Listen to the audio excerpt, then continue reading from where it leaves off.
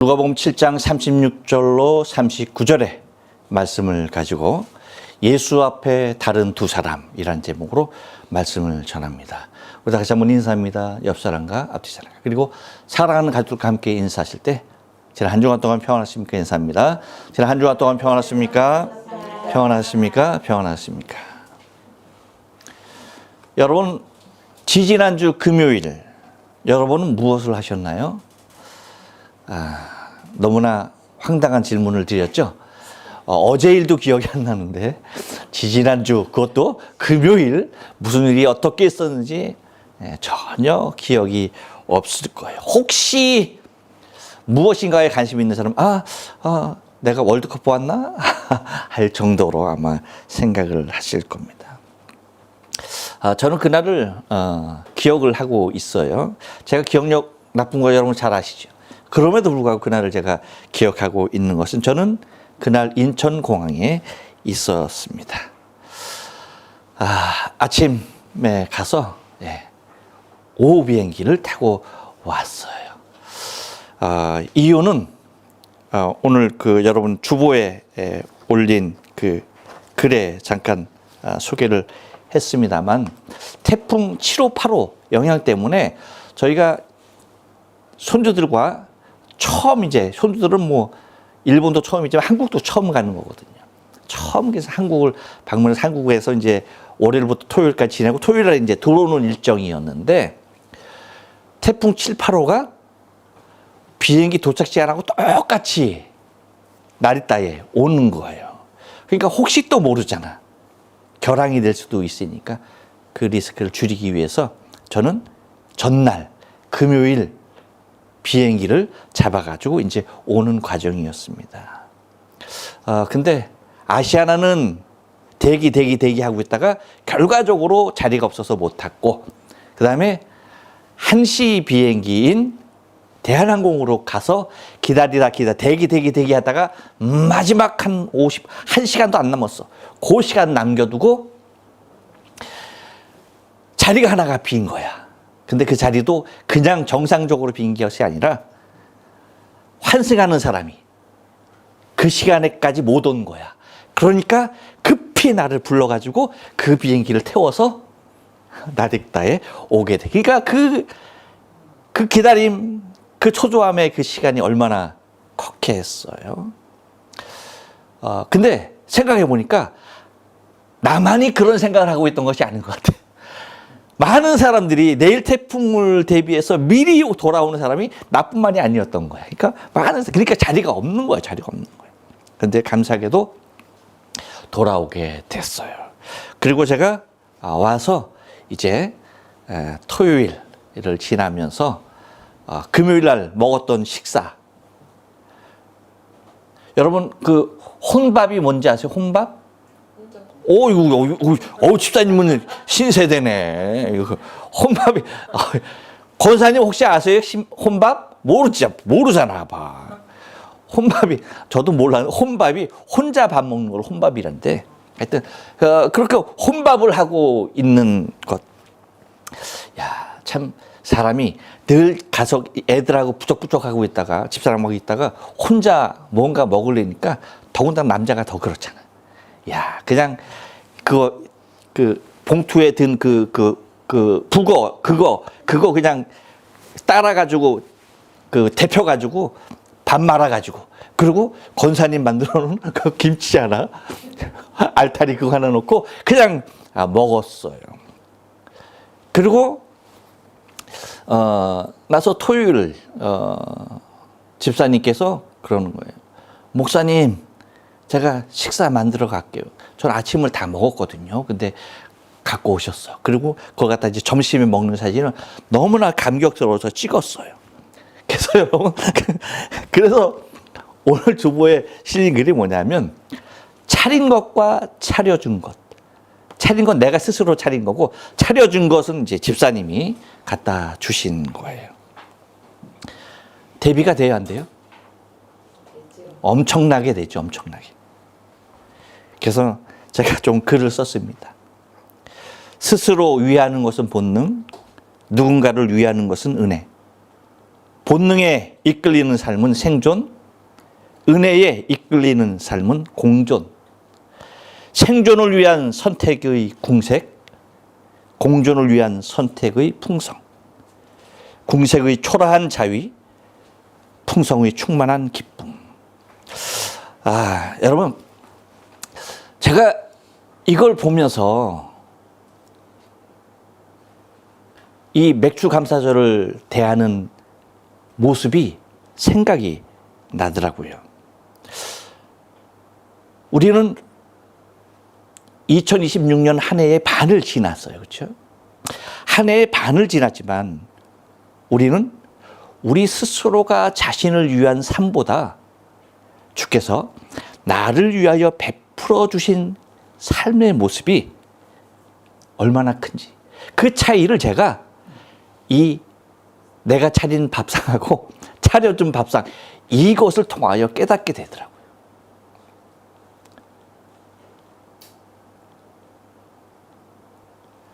만약에 우리의 삶이 나 혼자의 삶으로 나 자신을 위한 삶이라고 한다면 여러분, 이와 같이 초라할 수밖에 없죠.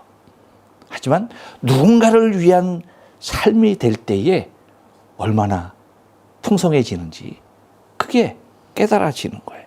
여러분, 오늘 맥주 감사절이에요. 맥주 감사절은 우리가 잘 알다시피 하나님께서 이스라엘 백성에게 보리와 밀, 곧 그 해에 첫 수확되는 것, 그것을 하나님께 드리면서 그 절기를 지키라고 명령하신 거예요. 이것이 출애굽기 23장, 34장, 그리고 신명기 16장에 잘 기록되어져 있습니다. 첫 열매를 드리는 이유는 다른 것 아닙니다. 첫 열매를 하나님께 드림으로 말미암아서 그 외에 모든 소산이 하나님께로부터 오고 그 은혜에 감사하며 하나님이 모든 것을 주셨다라고 하는 믿음의 고백으로 드려지는 것이 이 맥주 감사절의 의미인 것입니다. 그리고 그것과 더불어 함께 이웃과 풍성히 나누는 모습이 담겨져 있는 거예요. 이것은 오늘날 현대의 교회에서는 어떤 의미로 지켜집니까? 맥주절을 한 해의 전반기로 보는 거예요. 그 전반기 은혜의 삶을 우리가 돌아보면서 그 전반기 은혜의 삶을 하나님께서 어떻게 인도하셨고 축복하셨는지 그것을 바라보면서 그 사실을 깨닫고 감사하며 또한 남은 반년 동안 하나님께서 그렇게 이끄시고 축복하실 것으로 믿고 주 앞에 감사하는 절기가 아닐 수가 없는 것입니다. 그렇기 때문에 여러분, 우리의 올해의 삶의 반년을 한번 돌이켜 봅시다. 내가 수고하고 노력한 일들이 많이 있을 거예요. 그렇죠? 하지만 여러분, 그것만이 우리의 삶이었을까요?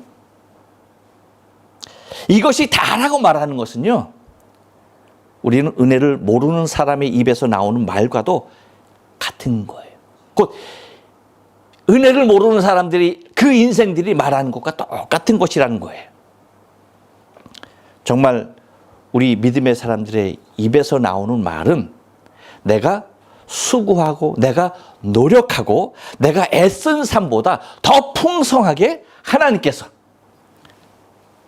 축복하셨고 너무나 큰 것으로 우리를 이끌어 주셨다는 것을 고백하지 않으면 안 될 수밖에 없다는 거예요.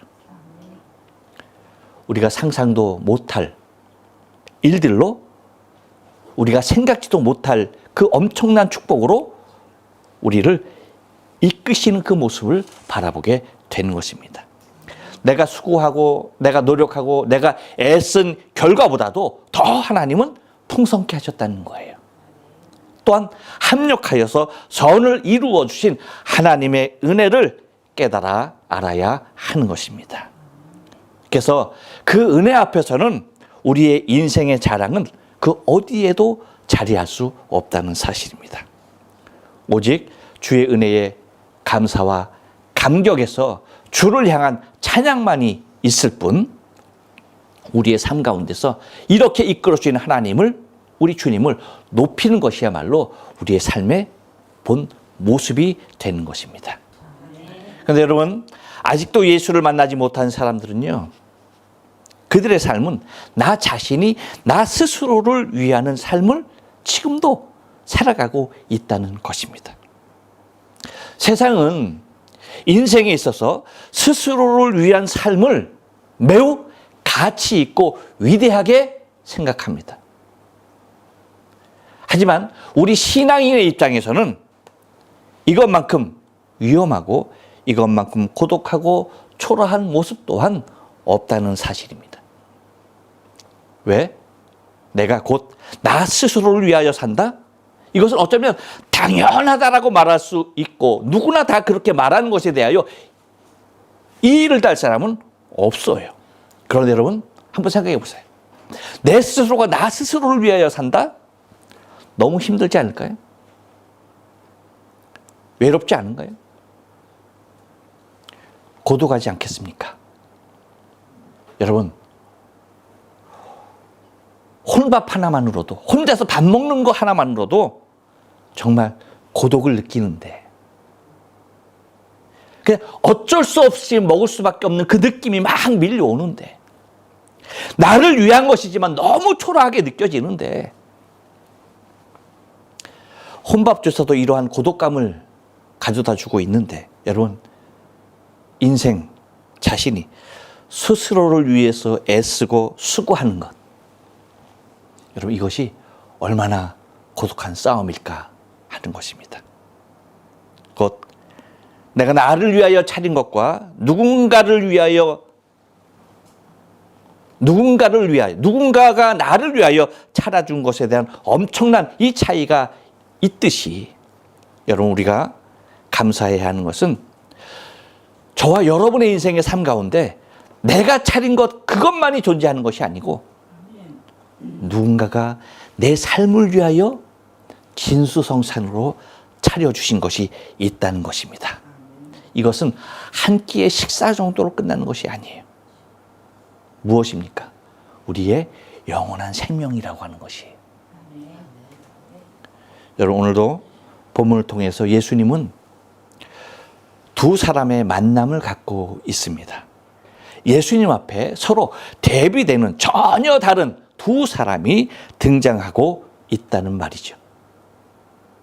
누가는 여러분 이 장면을 통해서 세상에는 오직 예수 앞에 두 부류의 인생만이 있는 것을 묘사하고 싶었던 것입니다. 여러분, 당시 유대에는 사람을 딱 둘로 나누었어요. 어떻게? 의인과 죄인으로 나누었어요. 그래서 여러분, 우리가 잘 알다시피 바리새인, 서기관, 율법사들, 이들은 자칭 의인이잖아. 또한 백성들도 바라볼 때에 그들을 의로운 사람들로 바라봤어요. 또 한 부류의 사람은 누구냐? 세리와 일반 백성이에요. 곧 이들은 의인과 죄인, 곧 세리와 백성들은 다 죄인에 속했던 것이고, 바리새인, 율법사, 서기관들은 다 뭐예요? 의인에 속한 거예요. 이렇게 두 부류로 나눠 놨던 것입니다. 하지만 예수님은 그렇게 나누지 않았어요.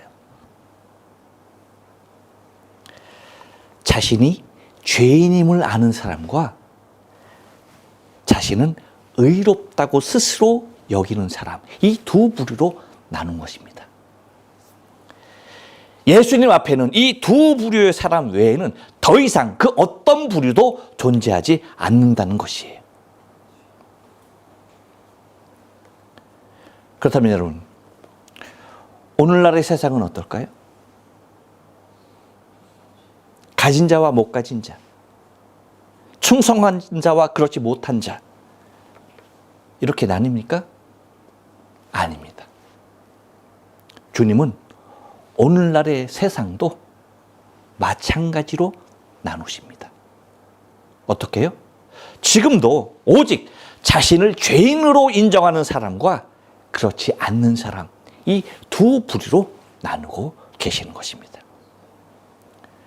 오늘 누가는 이 서로 다른 두 사람의 대비를 보여주고 있는데 본문을 통해서 어떻게 다른 점을 대비하면서 보여주고 있는지 오늘 본문을 좀 우리가 상고하면서 은혜를 나누길 원합니다. 여러분, 예수 앞에 두 사람 무엇이 다를까요? 한번 따라서 합니다. 다른 신분의 상징성입니다. 예, 여러분 36절 맨 처음에 뭐라고 말합니까? 한 바리새인이라고 얘기해요. 한 바리새인. 그리고 37절 맨 앞에 뭐라고 얘기해요? 그 동네에 죄인인 한 여자. 그렇죠? 곧 한 바리새인과 그 동네에 죄인인 한 여자. 이렇게 딱 두 표현은 당시 유대 사회에서 가장 극단적인 신부님을 대비하고 있는 모습이에요. 곧 한 바리새인이라고 얘기할 때는 곧 그 당대에 단순한 종교인으로 여겼던 것이 아니에요. 율법의 달인입니다. 전문가예요. 곧 율법에서 말하고 있는 정결법의 모범을 보이는 사람들입니다. 그리고 아까도 말씀드렸듯이 모든 백성들의 존경의 대상이 되는 사람이에요. 스스로도 하나님 편이라고 생각했고 다른 모든 백성들도 그렇게 인정을 해주는 것을 인정받았던 사람입니다. 사회적으로 볼 때에는 하나님 앞에 가장 가까이에 있는 사람들로 그렇게 평가를 받았던 것입니다. 곧 당시 율법으로 나을 수 있는 최고의 신분을 지닌 사람이 누구다? 바리새인. 반면 여러분, 죄인인 한 여자, 이 여자는 어떨까요? 여러분 좀 특이하지 않습니까? 누가는요, 이 여자의 이름 기록하고 있나요? 기록하지 않나요? 기록하고 있지 않아요. 바리새인의 이름 기록하고 있습니까? 없습니까? 오늘 본문에는 없지. 근데 이제 다음 주에 볼 본문에는 나와요. 아이, 정말. 아, 그래요? 어디에? 자, 봐요. 40절에 예수님께서 그 바리새인을 부르죠. 이름을 부릅니다. 뭐라고? 시몬이라고. 시몬이라고. 근데 누가는 이 여인의 이름을 기록조차 하고 있지 않다는 거예요. 그러면 그 여인을 어떻게 칭하고 있습니까? 그 이름 대신 붙는 명칭이 있어요. 어떤 겁니까? 죄인이라는 거예요. 곧 당시 사회는 사람을 죄로 규정했습니다. 그녀는 그냥 보통 죄인이 아니었어. 누가가 기록하고 있는 거 저를 보실래요? 동네 사람들이 다 아는 죄인이었다는 거예요. 그러니까 동네 사람들이 다 아는 죄인이니까 사람들이 가까이 하겠습니까? 안 하겠습니까? 하지 않는 거예요. 당시에는, 그 당시에는 내가 누구와 같이 있다, 그럼 뭐예요? 곧 바로 동격이 되는 거야. 그렇기 때문에 죄인인 것을 다 아는데 그녀와 함께 있다? 있을 수 없는 거예요. 곧 죄의 자리에 앉지 말아야 되거든요. 서지 말아야 되거든요. 그러니까 당연히 죄인을 다 멀리 했던 것입니다. 그런데 이 여인은 뭐예요? 동네가 다 아는 죄인이었기 때문에 그녀 앞에 그 누구도 다가서지 않았던 것입니다. 식사하는 사람이 있었을까요? 없습니다. 접촉 자체를 꺼렸습니다. 뿐만 아니라 공동체 밖에 있을 수밖에 없는 사람이었습니다. 여러분, 이것은요, 단순한 두 사람의 대비가 아니에요. 곧 율법과 복음의 대비를 우리에게 보여주고 있는 것입니다. 여러분, 율법은요, 죄를 미워했어요. 그리고 사람들은 죄인을 버렸습니다. 그러나 복음의 예수님은 죄는 미워하시되 죄인은 찾으셨어요. 곧 누가는 처음부터 사람이 만든 신분과 하나님이 바라보시는 존재의 차이를 보여주고 있다는 거예요. 곧 예수님 앞에 어떤 신분으로 서야 하는가를 드러내는 상징성을 갖고 있다는 것입니다. 바로 바리새인인가, 곧 의인인가, 아니면 그 동네의 죄인인 한 여자, 곧 죄인인가. 그러니까 여러분 봐요. 저와 여러분은 예수 앞에 어떤 신분의 소유자로 서 있는가. 이것을 묻고 있는 거예요. 또 하나 여러분, 예수 앞에 다른 두 사람, 무엇이 다를까요? 한 번 더 따라서 합니다. 다른 공개적 분위기입니다. 36절 말씀 좀 더 읽어볼게요. 한 바리새인이 예수께 자기와 함께 잡수시기를 청하니라고 얘기했어요. 그렇죠? 그리고 37절 말씀 보면 그 동네에 죄인인 한 여자가 뭐예요? 있어라고 얘기합니다. 자, 이 말씀 속에서 우리가 바라볼 수 있는 것은 바리새인의 초점은 매우 공개적이었다는 거예요. 그리고 바리새인의 식사는 많은 사람들이 드나들며 지켜보는 공개적인 자리에서 이루어진다는 사실이에요. 당시 한 끼의 식사, 그것은 뭘 의미합니까? 한 끼의 식사이지만 식사 그 이상의 의미를 담고 있다는 거예요. 여러분 봐요. 저는 토요일 날 혼밥했다라고 말씀드렸죠? 근데 바리새인은 지금 혼밥하고 있어요? 아니죠. 누구와? 예수님과 함께 식사를 하고 있는 자리였습니다. 그런데 여러분, 그 식사에 그 특별한 개념이 있다는 거예요. 어떤 개념입니까? 곧 같은 부류라고 하는, 같은 부류의 사람과 함께 한다는 것입니다. 이 말은 누구와 함께 먹느냐는 내가 그 사람을 인정한다라고 하는 뜻이 되는 거예요. 그래서 우리가 지난주에 살펴본 것과 같이 여러분 33절하고 34절에서 예수님이 뭐라고 얘기해요? 광야에서 메뚜기와 석청을 먹었던 세례 요한을 향해서 사람들은 뭐라고 얘기했다? 귀신 들린 자라고 얘기했어요. 그리고 세리와 함께 먹었던 예수님을 향해서는 뭐라고 얘기했다고요?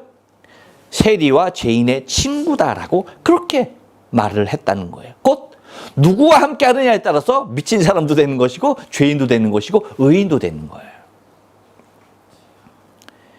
그런데 여러분, 누가는 바리새인의 식사 초대만 공개적으로 기록하고 있지 않다는 거예요. 여인을 향하여서도 매우 공개적인 모습을 기록하고 있다는 거예요. 그래서 37절에서 뭐라고 얘기했다고요? 그 동네에 죄인인 한 여자가 있어라고 기록합니다. 매우 공개적인 죄를 의미하고 있습니다. 즉 그녀 역시 매우 공개적인 사람이, 모르는 사람이 없었던 사람이라는 것이에요. 하지만 여러분, 이 두 사람의 공개적인 면에는 매우 큰 차이가 있어야 했습니다. 뭘까요? 바리새인은 공개적으로 존경받는 사람이었어요. 여자는 공개적으로 손가락질 받는 사람이어야 했다는 것입니다. 이렇듯 세상은 둘을 완전히 다른 위치에 세워놨지만 예수님 앞에서는 둘 다 은혜가 필요했던 똑같은 사람으로 보았던 것입니다. 사람들에게 존경을 받던, 사람들에게 손가락질을 받던 두 사람 모두 예수님 앞에서는 예수의 은혜가 절실했던 사람들일 수밖에 없었던 것입니다. 근데 여러분 한번 생각해 볼까요? 저와 여러분은 예수님의 더 많은 은혜가 필요한 사람들이 아닐까 하는 것입니다. 또 하나 여러분, 예수 앞에 다른 두 사람 무엇이 다를까요? 한 번 더 따라서 합니다. 다른 대면의 방법입니다. 예, 36절 말씀 한번 볼게요. 그 이후에 볼게요. 함께 잡수시기를 청하니 이에 바리새인의 집에 들어가 앉으셨을 때에 라고 기록하고 있고요. 38절 말씀 보면 그 처음에 뭐라고 말합니까? 예수의 뒤로 그 발 곁에 서서라고 말을 합니다. 곧 이 시몬과 이 여인의 대비되는 모습, 곧 예수님을 대하는 그 방법의 차이를 보여주고 있는 것입니다. 곧 바리새인과 예수님이 대면하는 속에서는 그 당시의 문화가 담겨 있어요. 여러분, 우리는 과거에 식사는 밥상 문화였잖아요. 그렇죠? 상을 차려놓고 앉아서 먹는 거였잖아요. 근데 지금은 어떻게 바뀌었어요? 식탁 문화로 바뀌었죠. 그렇죠? 근데 이와 같이 당시 이스라엘 사람들은요, 식사를 어떻게 했느냐? 식탁 문화였을까요? 밥상 문화였을까요? 아니야. 그들만의 문화가 있는 거예요. 어떻게? 여러분, 그 옛날 로마 시대 영화 같은 거 보면 그 사람들 먹는 거 여러분 혹시 보셨어요? 어떻게 먹습니까? 먹을 때? 이렇게 앉아서 먹어? 달라요. 왼팔을 이렇게 바닥에 땅에 대서 이렇게 하고 먹는 거야. 그렇지. 옆으로 비스듬히 누워서 먹는 게 식문화야. 이제 기억이 납니까? 그렇게 먹는 거예요, 그렇게. 그러니까 식사할 때 왼팔은 몸을 지탱하면서 깔고 그 다음에 엉덩이와 이렇게 반을 누워서, 그러다 보니까 여러분 봐요. 그렇기 때문에 그런 자세로 있기 때문에 발은 어느 쪽으로 가는지 아세요? 내 몸의 뒤쪽으로 가는 거야. 이렇게 발은 이렇게 접히게 돼 있잖아. 이렇게 접히게 돼 있잖아. 그러니까 내가 요렇게 앉았다는, 요렇게 비스듬히 누웠다는 것은 뭐야? 내 발은 뒤로 가게끔 앉는 구조라고 하는 사실입니다. 하지만 얼굴은 어떻게 대하는 거예요? 서로 마주보게 된다는 거예요. 이것은 여러분, 서로 마주보고 있다라고 하는 것은 아까도 말씀드렸지만 너와 나는 같은 격이다 라는 사실을 보이고 있는 거예요. 곧 동격의 의미를 철저하게 나타내고 있다는 거예요. 그러니까 동격이라고 하는 것은 뭐예요? 서로에게 바랄 것이 있다 없다. 그리고 서로에게 다른 것이 있다 없다. 단지 뭐예요? 초청하는 주인과 초청받은 손님 외에는 다른 의미는 아무것도 없다는 사실을 드러내고 있는 것입니다. 그런데 여인의 모습은 어떨까요? 이 바리새인과는 전혀 다른 모습을 보이고 있다는 거예요. 그래서 여러분, 여인의 모습을 보면 여인은 예수님의 얼굴 봅니까 못 봅니까? 못 봐요. 왜? 예수님의 뒤에 서서 예수의 발 앞에 서게 되는 거예요. 자세 설명드렸죠? 이렇게 하고 있으니까 내 발은 어디에 있어? 예수님 발은 예수님 얼굴 뒤쪽에 있는 거야. 곧 예수님 뒤에서 예수님 발 앞에 설 수밖에 없는 상황이라는 것입니다. 왜일까요? 다른 것 아니에요. 누가가 말하려고 하는 것은 다른 것 아니에요. 이 여인은 스스로 죄인인 것을 알았다는 것입니다. 그로 인한 수치심이 이루 말할 수가 없었다는 거예요. 예수님 앞에 당당하게 설 수 있는 아무런 자격이 없었다는 거예요. 감히 예수님 앞에 얼굴조차 들 수 없는 존재라는 것을 자격이 없다라고 스스로 생각하고 있었던 사람이라는 것입니다. 반면에 바리새인은 예수님을 초청합니다. 당당하게 초청합니다. 여기에서 우리가 생각할 것이 무엇이냐면 다른 것 아닙니다. 여러분, 가까운 자리가 가까운 마음을 의미하지 않는다는 거예요. 오히려 가장 멀리 예수님의 발끝에 서 있던 여인이 가장 가까운 마음에서 예수 앞에 나오고 있다는 사실이에요. 곧 하나님께 가까운 사람은 자리가 아니라 마음이 결정하는 것입니다. 저와 여러분의 마음은 예수님의 어느 곳에 서 있는지 살펴야 하는 거예요. 또 하나, 여러분, 예수 앞에 다른 두 사람 무엇이 다를까요? 한 번 더 따라서 합니다. 다른 행동과 마음입니다. 예, 여러분 38절 말씀을 다 같이 한번 읽고 시작. 예수의 뒤로 그 발 곁에 서서 울며 눈물로 그 발을 적시고 자기 머리털로 씻고 그 발에 입 맞추고 향유를 부으니. 예, 39절도 다 같이 읽습니다. 시작. 예수를 청한 바리새인이 이것을 보고 마음에 이르되 이 사람이 만일 선지자더면 자기를 만지는 이 여자가 누구며 어떠한 자 곧 죄인인 줄을 알았으리라 하거늘. 네. 자, 여러분 보세요. 누가는 오늘 본문을 통해서 이 여인에 대하여서 매우 특이한 모습을 기록으로 남깁니다. 뭘까요? 어떤 기록일까요? 무엇일까요? 자, 여러분 봐요. 이 향유를 부은 여인의 이야기는 누가복음 7장 36절에서 50절 맨 마지막 절까지 이어지는 거예요. 그렇죠? 굉장히 꽤 긴 내용이에요. 근데 오늘은 우리가 그냥 39절까지만 본 거예요. 그렇죠? 그 4절만 우리가 보는 거야. 그렇다고 한다면 이 4절 말씀이든지 아니면 전체 말씀을 통해서 누가가 기록하고 있는 특이한 점 뭐라고 생각하세요? 생각이 안 나요? 모르겠어요? 여러분 보세요.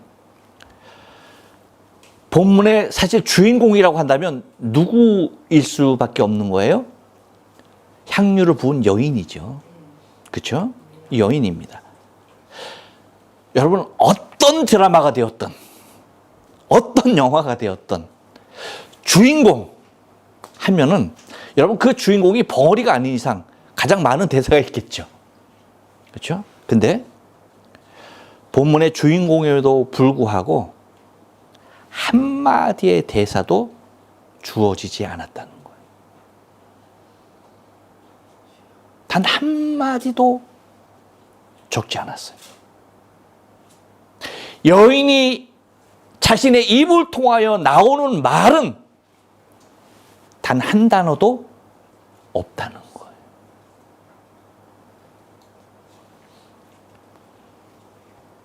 이상하지 않습니까, 여러분? 그렇죠? 그리고 이 여인에 대하여서 누가가 기록하고 있는 것은 그녀의 말이 아니었어요?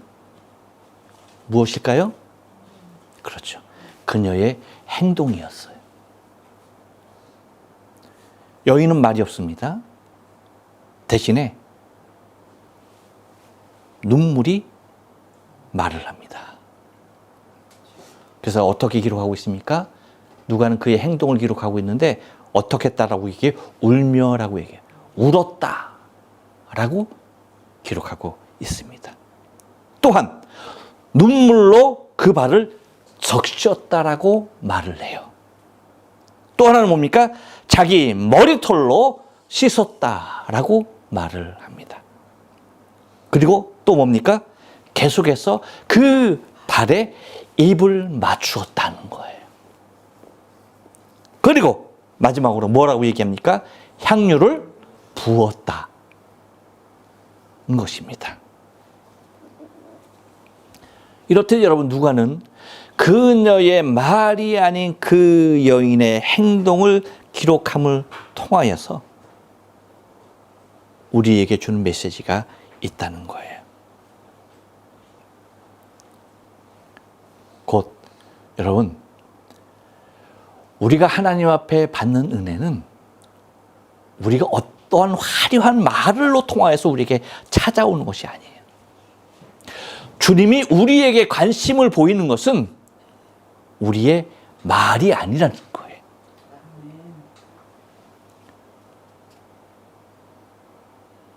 말은 그녀의 그 어떠한 모습을 묘사하고 있지 않아요. 하지만 그녀의 행동이 그녀를 묘사해주고 있다는 겁니다. 여러분, 당시에 시대에서 여인이 자신의 머리를 풀었다는 것은요, 매우 파격적인 행동일 수밖에 없어요. 그럼에도 불구하고 이렇게 행동한다고 하는 사실이 무엇을 얘기합니까? 그녀는 자신의 체면도, 자신의 명예도, 사람들의 시선도 자신에게는 어떠한 의미를 주지 못한다는 거예요. 다 내려놓았다는 뜻입니다. 왜냐하면 용서받는 은혜가 그 무엇보다도 필요했기 때문이에요. 자신의 죄를 씻을 수 있는 유일한 기님을 확신했기에 그 모든 손가락질과 저주와 욕설을 그녀는 견딜 수가 있었던 것입니다. 반면 바리새인은 여인과 다르게 겉으로는 아무런 행동도 하지 않았습니다.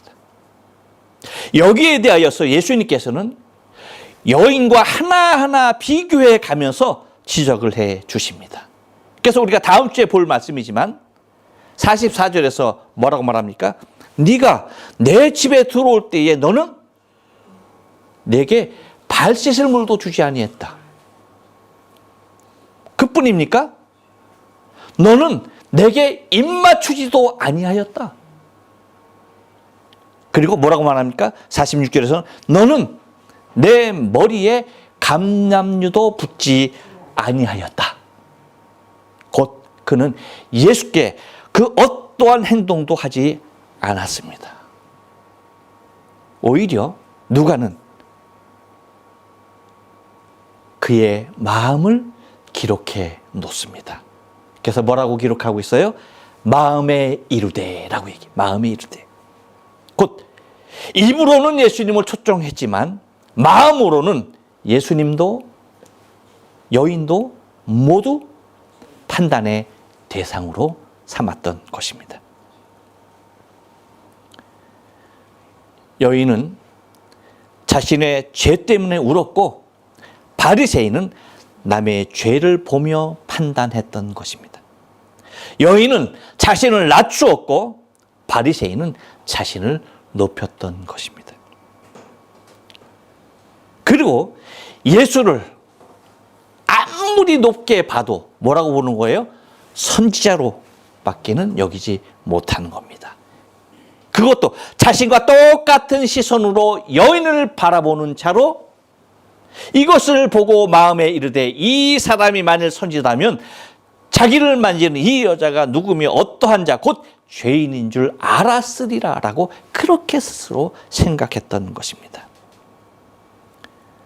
바리새인은 스스로 의롭다라고 생각했기 때문에 은혜를 구하지 않았습니다. 죄인인 여인은 자신이 용서받아야 할 죄인임을 알았기에 예수 앞에 나와야 했던 것입니다. 그렇기 때문에 여러분, 오늘 이 본문의 말씀은 누가 큰 죄인인가 이걸 묻기 위한 내용이 결코 아니라는 거예요. 누가 자신의 죄를 인정하고 예수님의 은혜를 받아들이는가에 대한 모습을 다루는 내용인 것입니다. 그렇다면 여러분, 저와 여러분은 예수를 누구로 바라보고 있느냐는 것이죠. 내 죄와 허물을 용서하실 유일한 분으로 보고 계십니까?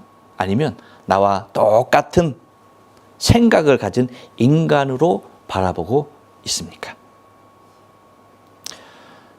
결론적으로 누가는 이 두 사람을 대비시켜서 하나님 나라에서는 사회적인 신분이나 종교적인 명성이 아니라 회개와 믿음이 사람을 살린다는 복음의 진리를 선명하게 드러내 보이고 있다는 것입니다.